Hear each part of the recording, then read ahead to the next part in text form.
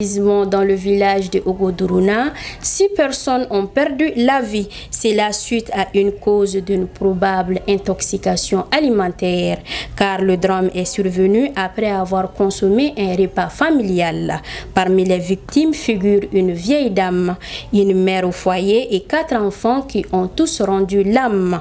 D'autres victimes ont également été hospitalisées. Commentaire Mamar Ibrahim Touri.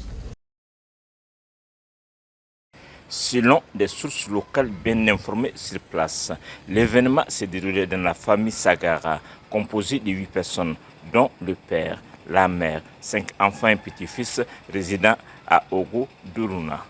Le jeudi 8 août 2024, la femme de ménage a préparé dans la journée un repas de da en dogoso agneau. Après avoir mis tous les ingrédients nécessaires, elle était partie chercher de l'eau au forage. C'est probablement le moment où le repas a été empoisonné. À son retour, elle s'est servie avec ses 3 enfants et son petit-fils. Ensuite, elle apporta un plat pour sa maman qui se trouve dans un autre quartier et réservait des plats pour son mari et pour ses 2 fils les plus âgés qui sont partis au champ. Elle a continué son chemin pour aller au champ comme c'est la période de la culture. Les 2 familles victimes du malheur sont les familles Sagara et Djigiba, la belle famille de M. Sagara. La femme de ménage, au bout de quelques minutes, s'est évanouie étant au champ. Elle a été directement ramenée au village, trouvé que tous ces 4 enfants de la famille Sagara qui ont consommé se sont évanouis aussi. Ils ont été évacués au district sanitaire de Koro dans la même nuit. Au bout de quelques moments, la maman et son petit-fils ont perdu la vie dans la nuit d'Ichedi. Dans la famille Djigiba, 3 personnes ont consommé les repas. Il s'agit de la belle-mère de M. Sagara et les 2 autres. La vieille maman, quant à elle, s'est bien servie avant de servir aux 2 autres enfants qui ont pu échapper grâce à des vomissements dès les premières tentines qui ont été épargnés. La vieille maman évanouie a été évacuée au centre de santé et de référence de Barapireli. Le lendemain, vendredi, les 3 enfants de la famille Sagara évacués au centre de santé de Koro ont tous perdu la vie l'un après l'autre durant la journée. La famille Sagara a perdu 5 personnes dont la mère, 3 de ses enfants et un petit-fils. Dans la belle famille, la vieille mère évacuée à l'hôpital a malheureusement succombé à l'hôpital de Barapireli. Au total, 6 personnes ont perdu la vie suite à cet événement malheureux. Une équipe d'enquête composée de plusieurs spécialistes, dont le médecin-chef de Koro, se sont rendus à Ogoduruna pour mener une profonde recherche sur la situation. Surprise et dépassée par la situation, la population du village reste très inquiète et attend les résultats de l'enquête avec impatience. Que les victimes décédées reposent en paix et souhaitons prompt rétablissement aux autres victimes. Les fortes précipitations causent de nombreux dégâts à travers le Mali.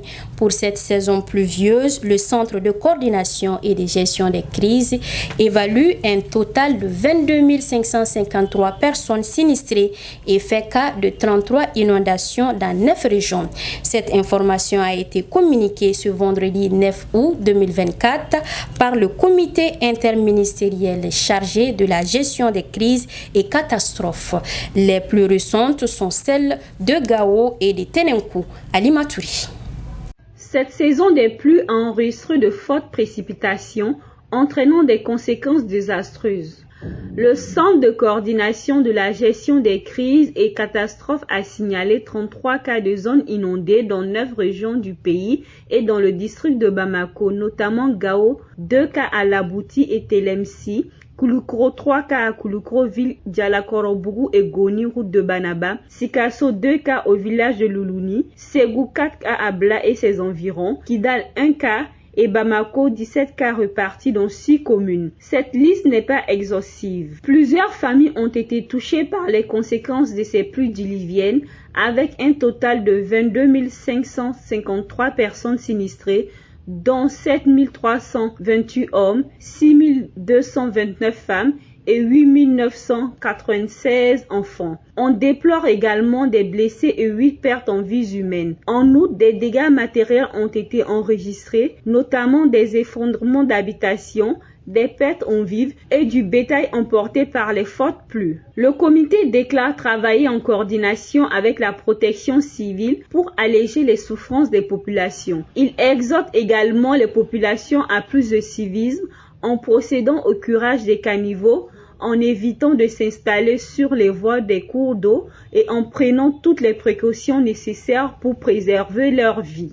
De fortes pluies s'abattent encore sur le Niger, plus précisément à Tilaya, causant de graves inondations. 52 personnes ont perdu la vue par noyade après que 2 véhicules de transport sont tombés dans un cours d'eau. L'incident s'est produit dans la nuit du 13 au 14 août 2024. Aïssata Touri. Une fois encore, d'importantes pluies ont frappé la terre nigériane dans la région de Tawa, au nord-est du pays, dans la ville de Tiali. Au moins 52 personnes sont mortes noyées. 2 véhicules de transport de passagers en direction du marché hebdomadaire ont été emportés par le courant dans le gori de Garin Ali, 70 km au nord de Tawa. L'opération de recherche continue alors que le lieu reste inaccessible en raison des conditions difficiles. Par ailleurs, selon le bilan dressé par le ministère de l'Action humanitaire et de la gestion des catastrophes, le Niger enregistre d'importantes précipitations depuis le début de la saison des pluies. Ce sont 94 personnes qui ont perdu la vie, 93 blessés et 137 000 sinistrés dans les inondations à la date du 7 août 2024 dans les 8 régions du Niger. Dans le cadre du 80e anniversaire de débarquement en Côte d'Azur des Alliés pendant la Deuxième Guerre mondiale pour repousser les nazis, la France a commémoré le 15 août 2024. La France honore les soldats africains, communément appelés les tirailleurs sénégalais qui ont participé à cette guerre. Les Africains représentaient la moitié de l'opération Dragon du contingent français qui a libéré la France. Pour cette édition 2024, plusieurs chefs d'État africains ont fait le déplacement en France pour rendre un hommage mérité à leurs ancêtres morts pendant cette opération. Fatoumata Dougouni.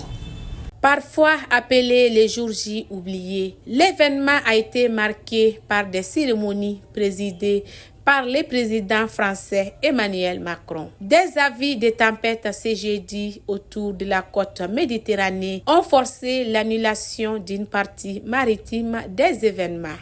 À l'occasion de la commémoration de la Deuxième Guerre mondiale, le président français Emmanuel Macron a accueilli les présidents et les chefs des gouvernements africains lors d'une cérémonie marquant le 80e anniversaire du débarquement allié en France à Saint-Raphaël, ce jeudi 15 août 2024.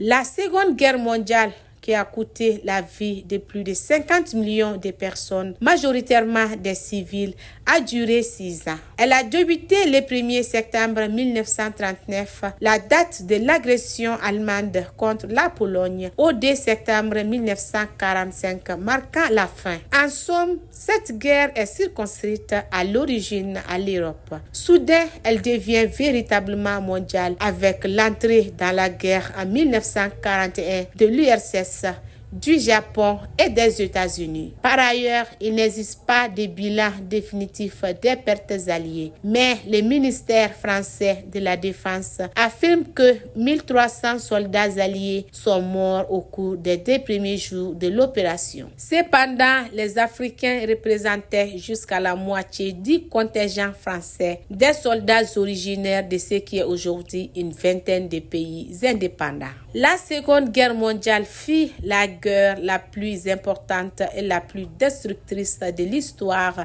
de l'humanité, mais également une guerre de haine raciale et de violences extrêmes.